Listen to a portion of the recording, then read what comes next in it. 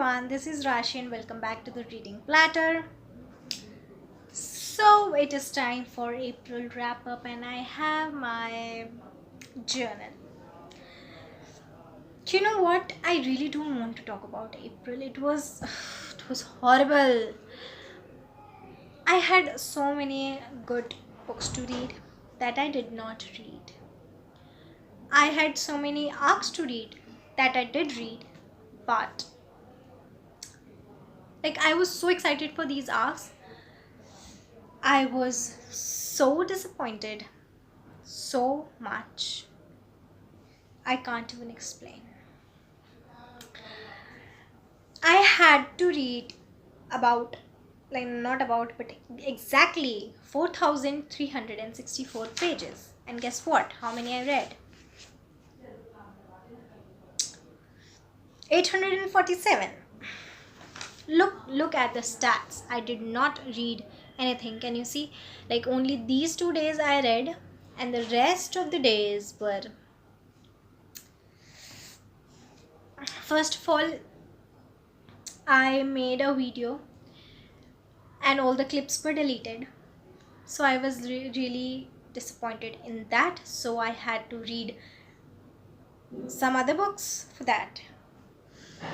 That made me go into the worst slump, those books. And I could not pick any book. Then I thought of, doing sprints. And in that sprint, I picked up one more arc. I risked it, and the arc was good. And then after that, I read one audiobook, listened to just for a break because I wanted May to be a good start, and it was pretty good too. This video is not going to be long because there's nothing I want to talk about really, so it's not going to be a long video, as you can see already. So yeah, this was the introduction. Let's move on to the horrifying reviews. Let's just see. Welcome to the first review of the month. So I read first book for the weekend challenge that I did. That was Ghost Town Girl by Deborah Cunningham, and I DNF'd it. Having a crappy month, and the first book that I read is a 1-star book. I talked about it in my blog, so I won't be talking much. I will link the blog above so you can check the whole review there. So actually, it was a 1-star read. The editing was very bad, the characters were bad, and the writing style was not for me, and I did not enjoy the story. It was published in 2020. It is a paranormal women's fiction, but till 9th chapter there was nothing such paranormal, and it was mostly about crappy relationships. And the big thing I'm pissed about is the editing and the font size. Secondly, the characters were really bad. I see the writing was not for me, and because it wasn't good at all, and I was so bummed that after such a long time, after 12 to 13 days, I pick up a book to read, and that is a 1-star. So I was really sad about it, but I'm happy that I DNF'd it and did not punish myself by reading it. So the next book that I read was Welcome to Brookville by Kelly Ennis, and this was an arc that I received from Ned Kelly, and I DNF'd this book too. If I really have to give this book a rating, I will give it a 1-star, but I haven't rated this book anything. See, because this book is a horror fiction. I love horror, I love thrillers, I love mysteries, but when it is not mentioned that the book is going to be extremely with words that will haunt you in even your in even like daylight. Words like chest torn, eyes taken out, skin burnt. Secondly, it was said that this book has stories that are connected, but they are not. The connection is only that they are taking place in Brookville, and nothing else is making any connection, any sort of sense in this book. Thirdly, it is not mentioned that it is an anthology, which pissed me off the most. The thing that pissed me off the most was like it wasn't mentioned that it had some words like there was no triggered warning. And I read like 2 to 3 stories and I DNF'd the book. I cannot read it again. Okay, so I was not going to read the serpent skin that was on my TBR, but I decided to at least pick it up. I picked it up and it was so boring that I could not go past first chapter and I DNF'd it. I'm not rating it anything, I'm not reviewing it, so not doing anything for this. The next book that I picked up was not on my TBR, but after so many bad books, I don't know what to pick. So I picked one short audiobook that I could find, and it was a shapeshifter romance, and it was very new to me. I haven't read anything like that before. So the book is Alpha owned by I don't remember the name. I'll put the name of the author here.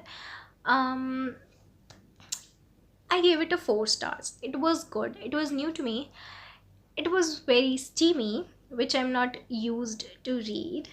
But yes, the story was nice. Like for a short book and like shapeshifters, I have heard that shapeshifter romances have a lot of steamy parts in it.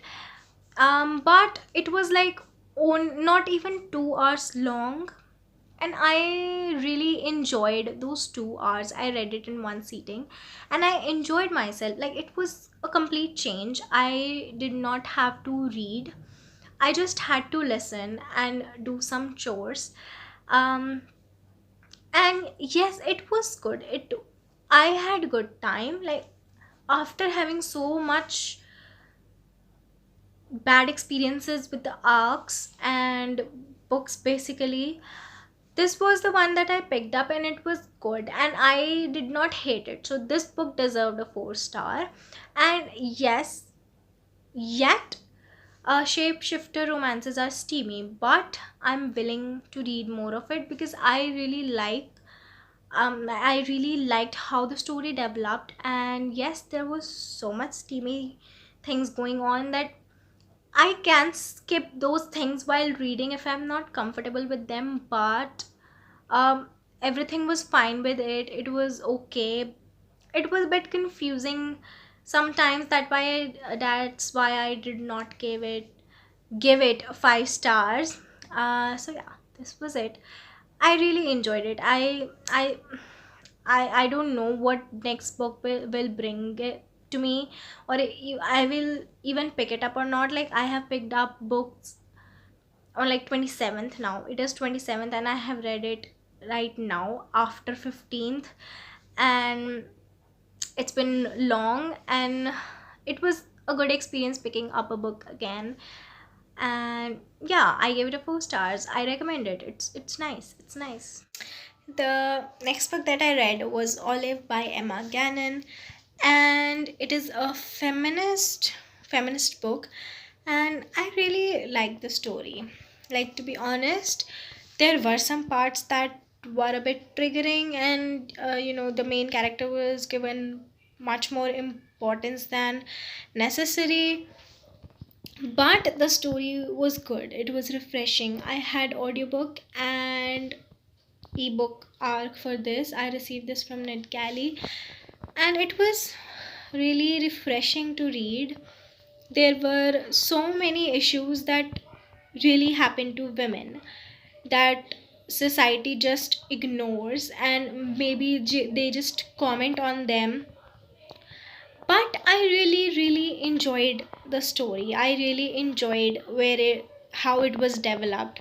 I enjoyed the characters. I loved the plot. It was nice, it was good. It had so many characters. All lead characters were women, and all of their needs were shown as important. It was really nice, and I will definitely recommend it. I rated it 5 star, and it is really good. So the month's best and worst book, like I don't know if I have a worst book because everything was worst. The best book, I don't know it was best or not, but according to this month, the book Olive by Emma Gannon was pretty much it. It was the only one that I felt was good enough to be a best book, but it is not best book. Like, I didn't feel like I will reread it at any time. I enjoyed it, but I don't think I will reread it. But yeah, this could be the best book. Like the worst book, I have so many options for the worst book. So there are so many books that I even haven't talked about in this wrap up. So just just